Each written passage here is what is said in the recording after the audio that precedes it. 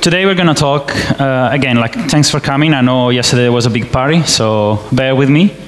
Today we're going to talk about UX and interaction in virtual reality. I'm Ciro Continisio. I'm a technical evangelist at Unity. Evangelist means that I'm going to spread the word about Unity at conferences, giving workshop. Technical means that I also have to know what I'm talking about and not just fill holes with bullshit, with marketing bullshit. So these are my contacts. And now before we start, what's the takeaway of this talk? So in this talk, we're going to have hints and ideas on how to create good user experience in VR. And we're going to analyze the solutions adopted by several other VR games and apps that have come out this year or the previous year. And don't worry, because this talk is code-free, so don't go away just yet if you're not a coder. So 2016 has been hailed as the year of VR, right? But you have to be quick because it's almost over. Now, what have we learned from 2016? The takeaways are that there's no big market for it yet. Some people are saying that already mobile VR is catching up, that there's a lot of devices already around with VR installed, but the numbers are not comfortable. They're like, they don't give you the comfort of like starting a AAA project with these numbers. These are like just various numbers from different platforms. They're a bit old, they're like this summer, but still, they're not huge numbers, even though you can see like 5 million cardboard app downloads, it looks like a huge number, but it's actually very small compared to console, install base, PC, and you can't really make a AAA game for these numbers. We have no standards because every platform has their own controls, and new ones are launching like month after month. Touch come out very recently, so a developer doesn't know what standard to develop for. He has to cover like a big, broad range of platforms and controllers. And we haven't had a real killer application yet. I say yet because obviously things are going to change quite soon. So let's get ready for 2017, right? We might still have an opening to create a VR killer application, the next big hit. You might still have this opening, not me. The cool thing is that the audience is really fresh. So when you're looking especially at the mobile audience, they're easily impressed. You don't really need to create a real AAA game. You can do whatever you want, and as long as it's well done, the only fact that it's VR is going to blow their minds. Like, this is the guy that made Budget Cats. Who of you has played Budget Cats? Nobody? Nobody? Wow. So he made this short VR game, right? It's on HTC Vive. And here he was at Unite, and he was talking about how he used the demo with people. People will put the headset on, will start playing around with the objects, like taking an object and throwing it, and play with that for like 5 minutes, and then take off the headset and go like, oh yeah, this is actually cool. And he was like, you haven't even started the game. You're just in the first hallway. So, but for people, just that first hallway with just 2 objects to pick up and throw around was already enough. Was already give them a taste of VR. So, the problem is there's no magic formula because VR is such a new thing, even though people have been experimenting with that for like 15 years, but just now it's becoming consumer. So just now we have the first real games, full complete games. So there's no established formula. I'm not going to give you any magic formula.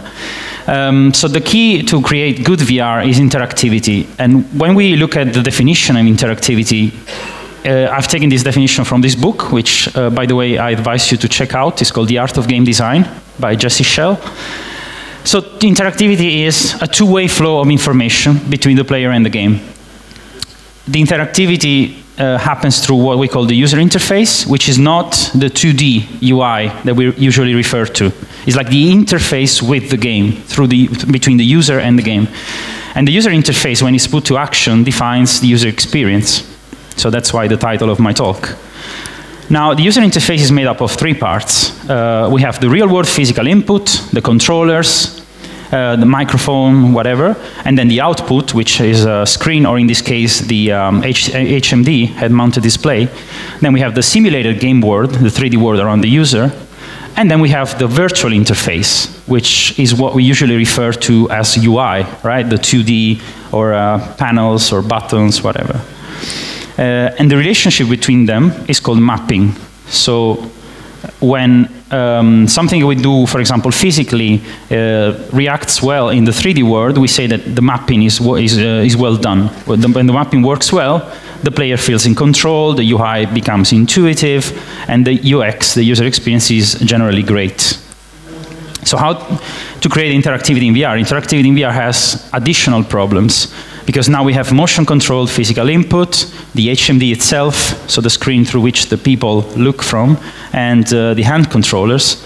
And now we are inside the simulated game world, and that poses additional issues, new complications like the motion sickness, the fatigue, the session length, like people can't play for very long periods, and also the additional problem of locomotion, so how to move around the simulated game world.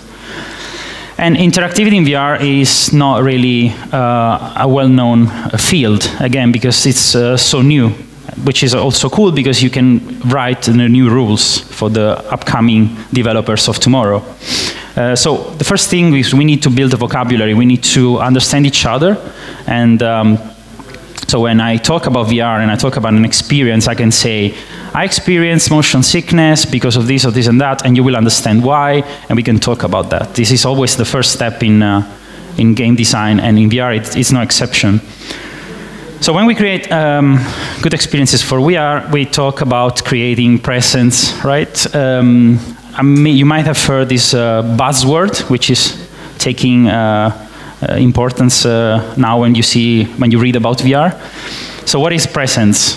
Is this thing, I've found this definition. But really presence, what it boils down to is this sentence here. So we want to make it so that when the user is inside VR, his perception, his senses, don't feel the role of the technology in their experience. So if he's experiencing something, he doesn't have to think, I'm looking through a screen, I'm using my head-mounted display, the motion controls. It has to be natural. The technology has to disappear from the experience, and that's when he experiences good presence in the VR world. So we have to make the technology disappear. All the issues, we have to hide them. They have to be transparent to create a good VR experience. When we look at VR platforms, usually we will categorize them by mobile and tethered. I call them tethered, so the ones that have a cable. So as you can see, the different platforms. But really, it would be better to think of VR platforms in terms of type of experience. So instead of going mobile versus high power, I would say, depending on, for example, the controls.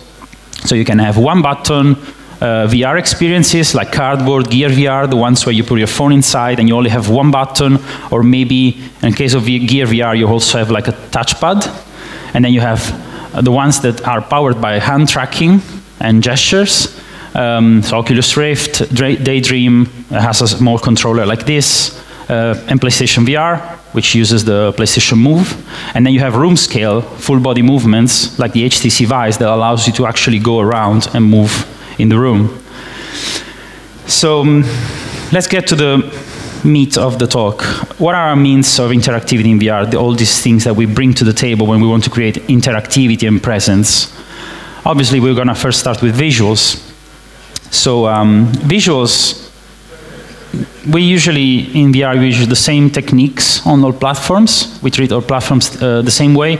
So we use a cube map to create an environment. We bake our lights. We don't want real-time lights. We use a lot of tricks. We try to reduce the post effects, so the full screen effects, because they're very heavy. But we need to use anti-aliasing, because aliasing, you know what aliasing is? It's like the jagged contours of 3D. That produces motion sickness, because when you move the head around, the small movements create like a lot of dancing of the pixels in front of your eyes, and anti-aliasing reduces it. So if you have to choose, instead of choosing for full screen post effects, try to implement anti-aliasing first. Obviously, there are going to be different fidelity per platform, so every platform has a different fidelity, but the techniques are the same. And as I said before, even simple stuff like a static image, like if you give a VR thing to a person that has never experienced VR, and you just have a cube map, even just being able to look around, in real VR will impress them. So you don't really need to come up with something crazy, especially if you're a small studio and you don't really have the means. You don't jump into making like a full MMO or whatever in VR. You just need a room, and that will already be almost enough. So the first problem with visuals is motion sickness. We mentioned it before. Now this is a perfect way to create motion sickness, even though this guy is actually enjoying himself. Apparently, he doesn't vomit. So I think this was a demo from one of the early demos for the Oculus. Motion sickness. When we look at motion sickness, you usually go like, yeah, movement creates motion sickness. It's true, but motion sickness has an order of importance. You can basically break it down and say that motion sickness is first created by rotational acceleration. It's the most important factor in what creates motion sickness. Then the speed, then the movement acceleration, and then the movement speed, which means that basically, if you see the speed is like lower than the acceleration, which means that the problem is not exactly the movements, the problem is the acceleration of these movements. So if the movement is constant speed, is usually better than if you have a lot of acceleration and deceleration. And this goes for both the movement and the rotation. So rotational acceleration is the one that will make you throw up the most. And of all of these, the worst one is the roll. So if you think of rotation as the three axes, right? I can rotate on this axis, which is the Y. I can rotate on this axis, so up and down. And then the roll is the one on the Z axis. So when the camera rotates on this axis, that's particularly bad. And that's because we as human beings, we're not used to do this. Like I will almost never do this, It's a very unnatural movement for me, while I will always like look up and down and left and right. So roll is particularly bad.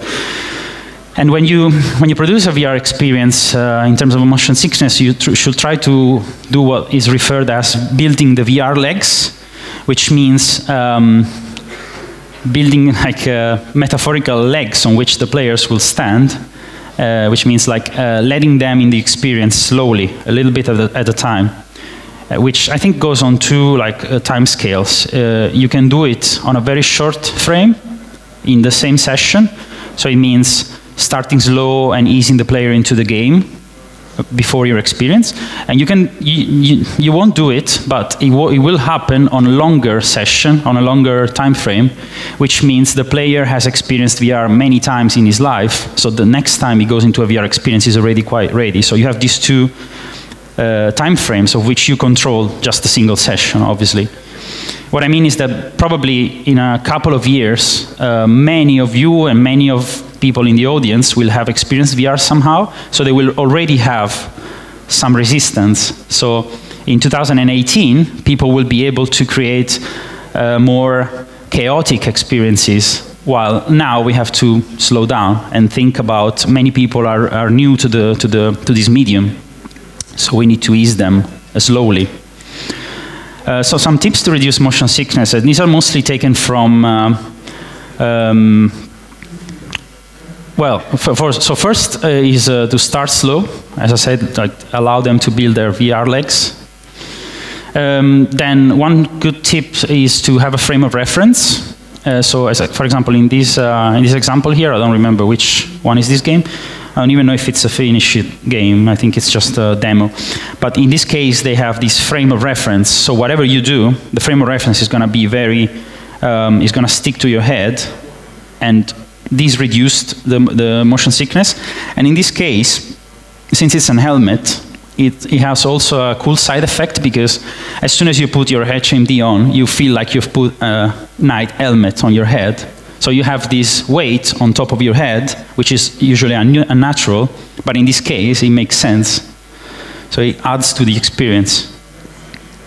You remember when we said, make the technology transparent, right? In general, you always feel this presence on your face, which is unnatural. In this case, it's justified. Another thing is when you have to do screen shake or camera shake, instead of shaking the camera itself through which the player looks, you can shake that frame of reference. So in this case, and now I don't remember, Sub-Level 0 is this game, I think. It was a game on PC first, controlled through a pad, and then they made the VR version, still with a pad, but in VR.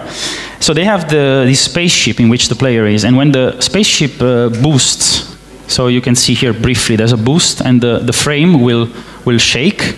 So instead of shaking the camera itself, because that will give a lot of motion sickness, because that will be an unnatural movement that the player is not making, they shake the frame. And that gives us a feeling of movement without adding up to the motion sickness. Then as we said before, we can, to avoid acceleration, which is the worst, we could prefer fast movements fast and short to long but slow. So in this case, for example, when they had to translate the roll, which I said is really particularly bad, they tried different solutions. At first, they were using the lever of the controller to allow the player to slowly rotate the ship. But then they found out that that would give a lot of motion sickness, so and in the end, they settled for this. I think it's on the bumpers. So when you click the bumper, the ship does a 90-degree movement with very little acceleration, which is bad, and it's very short movement, so it doesn't give you the time to build up the motion sickness. It's like you're already rotated, you don't have the time to actually get sick. But it's a good compromise, because that gives you the ability to turn upside down.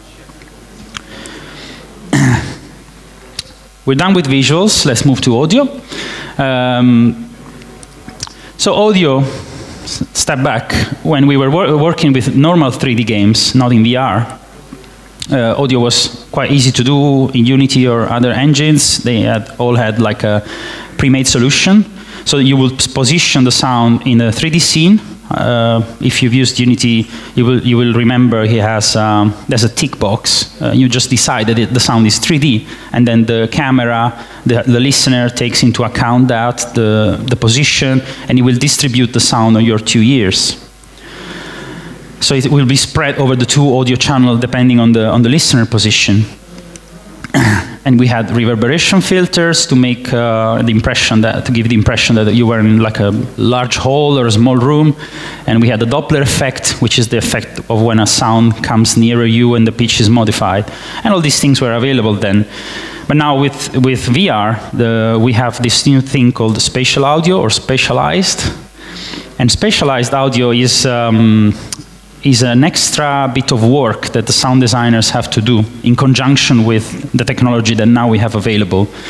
So spatialized means that you will actually feel not only if the sound is on the left or on the right, but also in the front, in the back, at the top of your head, or how far it is as well. So a spatialization is created by mainly 3 elements. Interaural, which means between the ears, time difference, so the sound comes from one side, and our ear can actually feel the difference in time when the sound hits the 2 ears. The interaural level difference, which means the volume, because the head blocks the sound somehow. So if a sound is really on the right, my left ear will feel a slight difference in volume. And spectral filtering, which means the shape of the sound wave changes with respect of the body image, so the direction that the sound comes from with respect to the outer ear. The outer ear will actually change the sound wave. So if a sound comes from here, it's one thing. If it comes from here, it will bounce inside the ear before getting to the actual, I don't know the name of the organ inside. And all these 3 things have to be done by somebody. It's not the sound designer's role, but mostly these SDKs that you have available. And another thing with spatial audio is when the sound is basically broken into 3 or more steps. You have the direct sound, which give you the location, the direction, right? And the actual sound identity. And then you have different orders of reflection. The first one is a first bounce, and it gives you an impression of like how big the room is. And then you have another reverb, which is basically waves that have bounced many times and come to your ear all together, so they're indistinguishable. And they also give you this impression of the materials of the room, if the room is made to block sound or if it's very reflective in terms of sound, the size, etc. So, yeah, a reflection, late reverb. And as I said, there are many SDKs now that allow you to control sound in VR. And they're usually, in Unity you will find many of them. Unity has inbuilt the Oculus Sdk. If you're going on Google Cardboard or Daydream, you also have one from Google, from which these images are taken from. They're really good. And you can choose which one you want to use depending on the situation. So they offer a lot more control over sound. They create the spatial audio, they do it for you. So they alter the levels, they alter the time between the ears. They perform this spectral filtering depending on where the sound is coming from. And they allow to define materials and size of the virtual environment. So in addition to the size, like large hole or whatever, as we used to do before, they also allow you to say, this wall is made of this specific material, so if the sound bounces there, it will bounce in one way. If it bounces on another wall, it will bounce in a different one. And they're often optimized. So for example, the Google VR SDK for Daydream, the audio SDK uses a different thread to do all these sound calculations. So for mobile, it's really the way to go because you want to be as better performing as possible. In terms of tips, so the stuff that you can do or your sound designer can do, I don't know if are there sound designers here? People that work with audio? One? Am I saying the right stuff? Do I have your confirmation? Okay. I'm not an expert, that's why. So, general tips for good VR sounds. First, you have to use monofiles, because they don't have to have stereo built in. They have to be just one channel, and then the SDK will direction it, and then distribute it over the years. And they don't have to have reverb built in, obviously. One good tip, which is actually something people don't think about, is to use recognizable sounds, because in reality, when I hear a sound, I know where it's coming from, mostly because I know the sound. So if I hear footsteps, I know how a footstep will sound, and if I hear it in a certain way, my brain will think, okay, it's a footstep, it's coming from there. But if I hear a magic footstep or whatever other magic sound, my brain doesn't know it, so it has to make extra work to know where it's coming from, which means that, for example, animating the sound source helps. If you have a sound source behind you, it might not be recognizable immediately, but if you move it a little bit, then the ear will feel the difference and go like, okay, it was here and maybe now it's there. So it will feel that it's somewhere behind and towards the bottom part. Repeating the sound, obviously, so repetition gives an extra chance of elaborating the sound for the human brain. And use complex sounds. So instead of that image there, instead of a very flat sound wave, use one that is really interesting. So when it's filtered in an interesting way and in a way that people can actually recognize.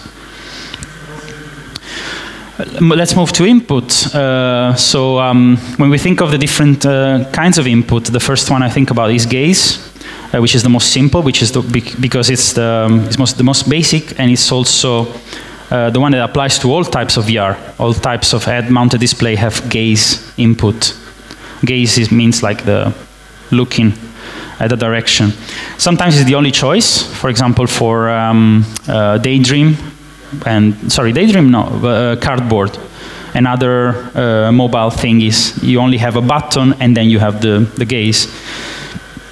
And when you use the gaze, you should usually try to put some kind of reference or reticule.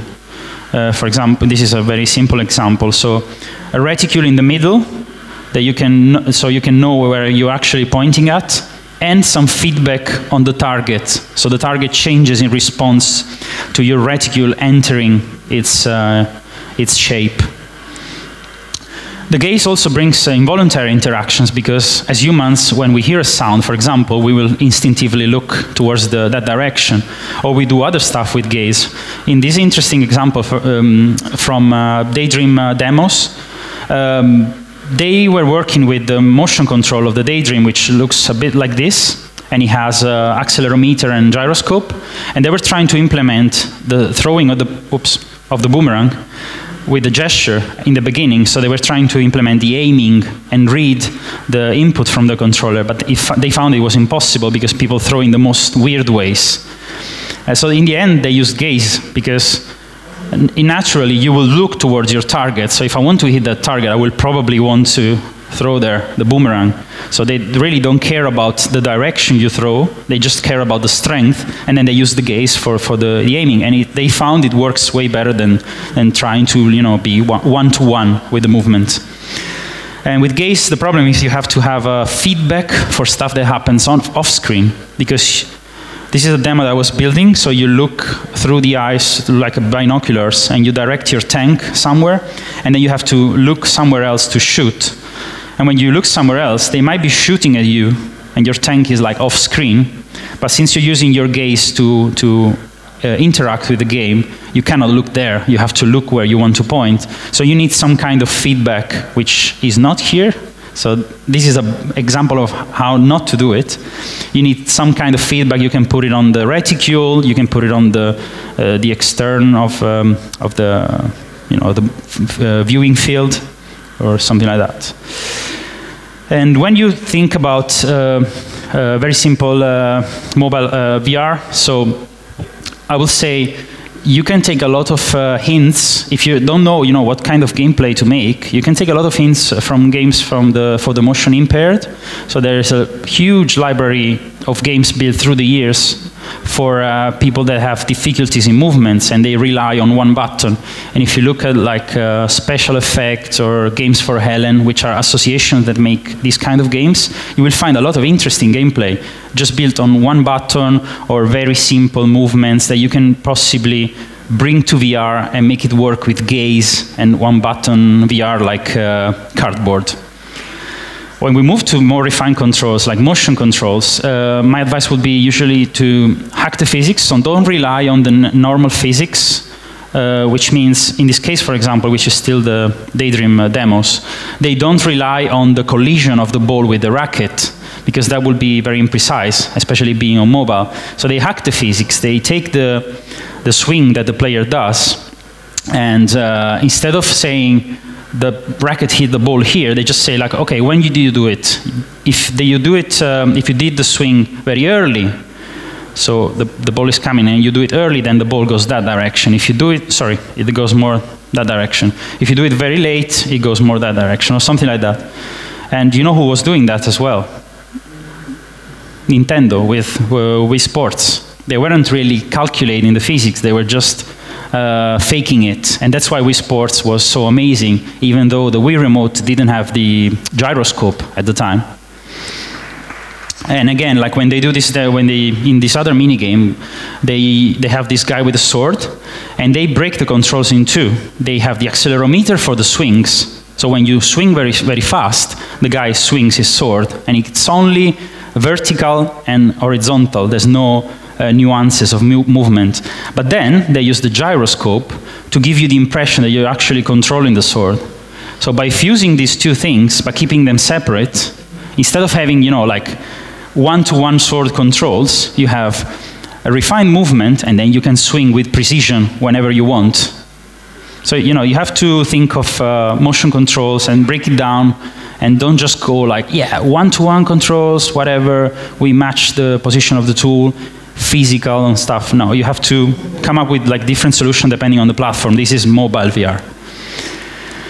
But when you have tracked hands, like in the case of HTC Vive, and this is just a picture of the new prototype for the controllers that they have, which are going to be, I don't know if you have seen the current ones. These are going to be like sort of hand-free, and then you can grab them.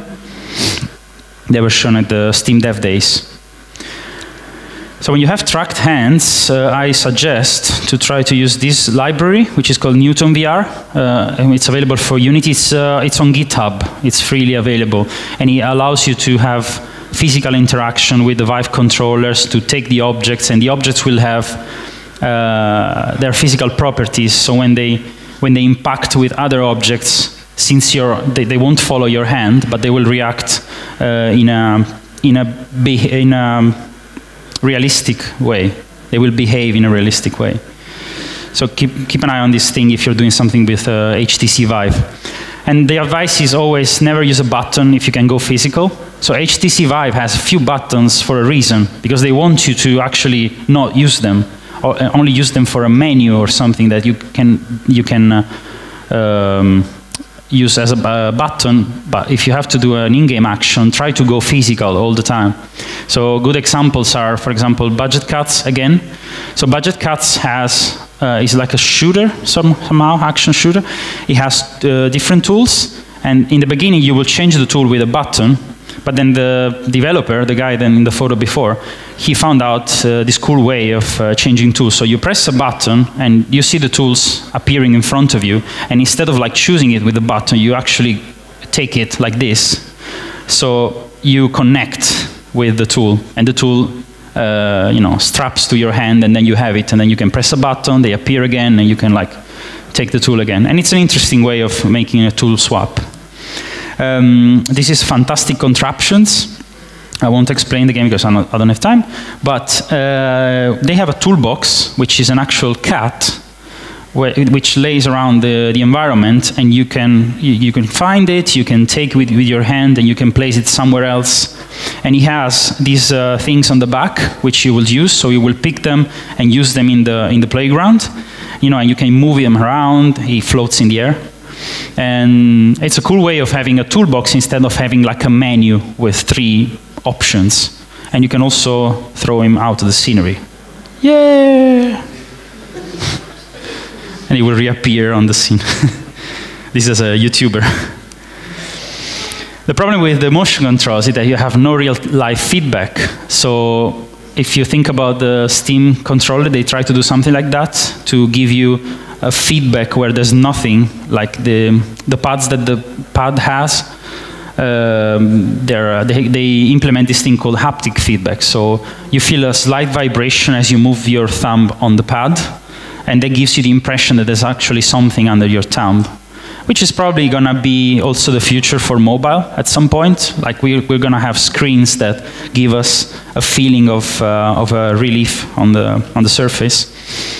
But in VR, you only have these controllers, and you don't feel when you're going through a thing.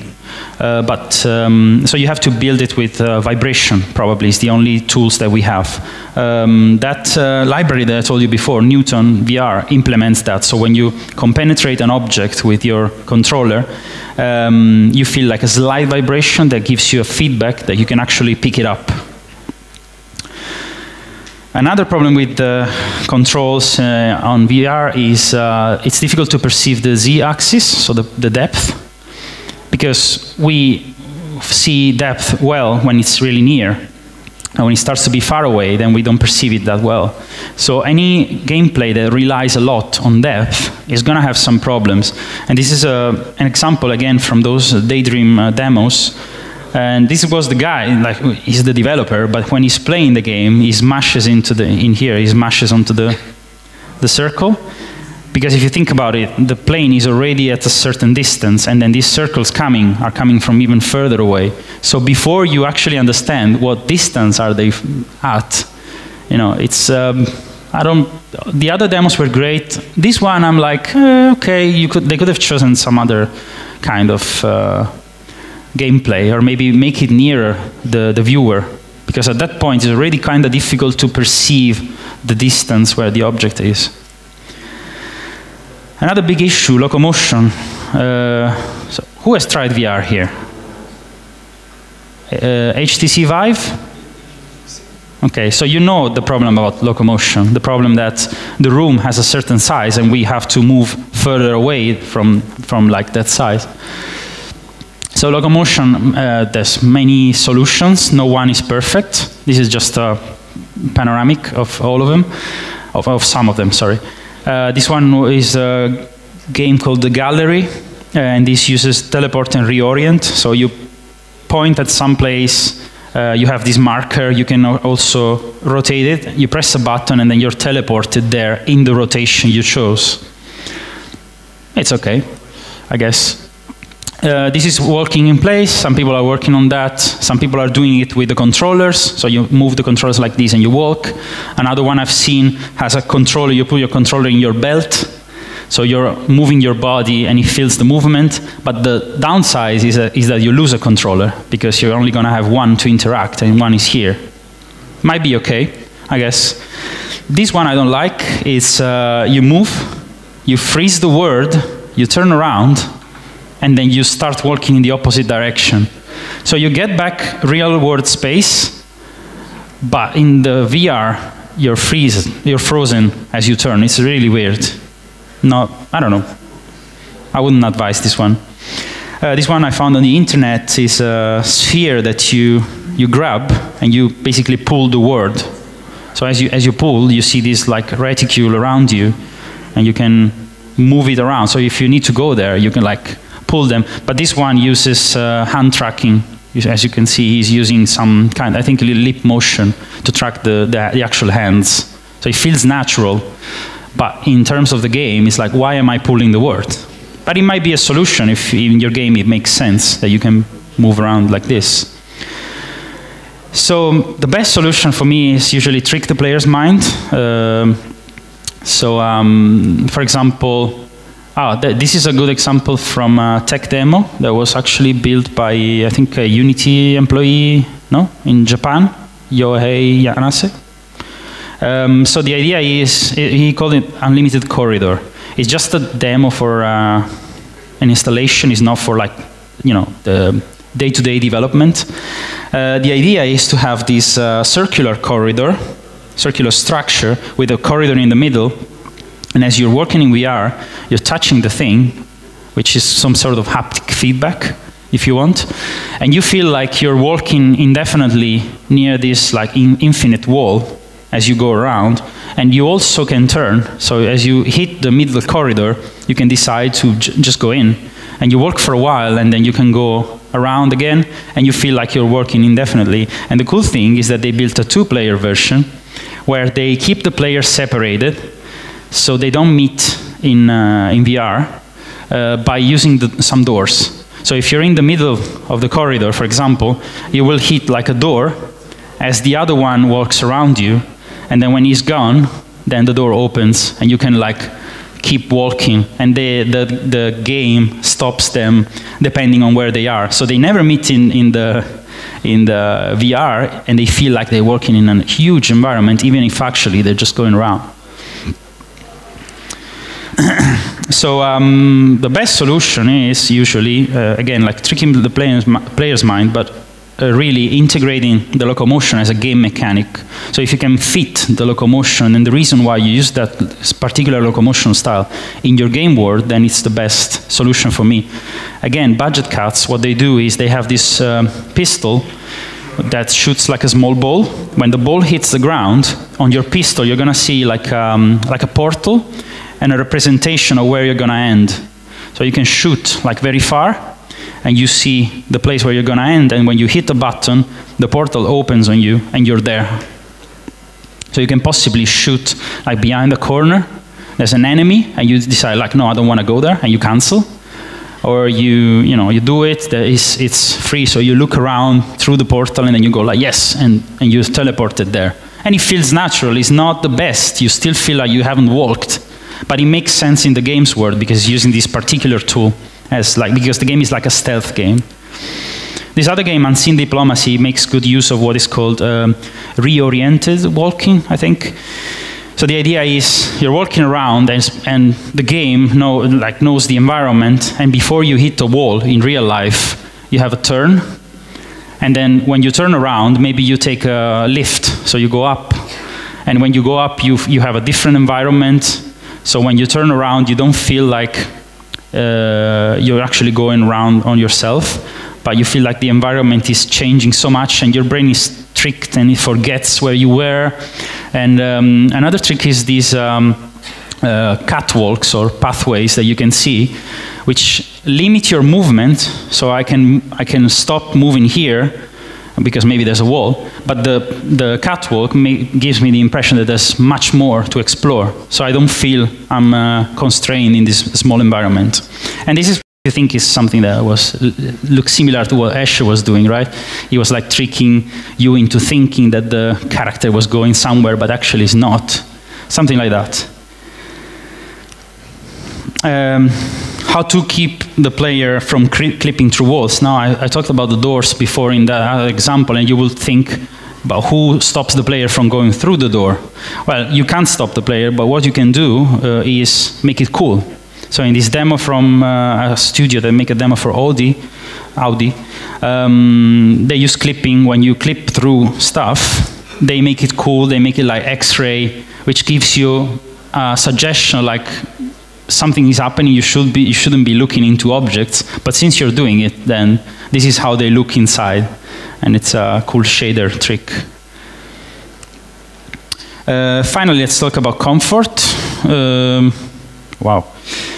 So again, like VR poses this extra challenge, the comfort. You have this thing on your head, you have this cable behind you, you're standing. So again, we have these new issues. They call it fatigue, session length. You can't play for a long time. There's no easy solution to that. Obviously, every game has its own physicality. But the only advice I can give is the HMD. So the different HMDs are designed in a different way. They have a different shape. And if you look at them, it looks almost as so not all HMDs support all game experiences. If you ever tried the Vive, it's really tight on your head, and it's a bit heavy. If you ever tried the Oculus Rift, the new one, it's really tight, but it feels a bit lighter. It's really comfortable to move around and to make like sudden movements, because you don't feel like it's gonna fly away.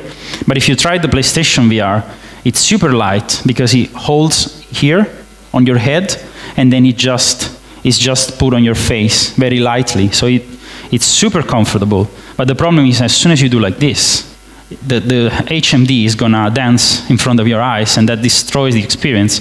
So you need to think about this. With PlayStation VR, you can make a game that relies on you turning around, and it's fine, but not in a fast way.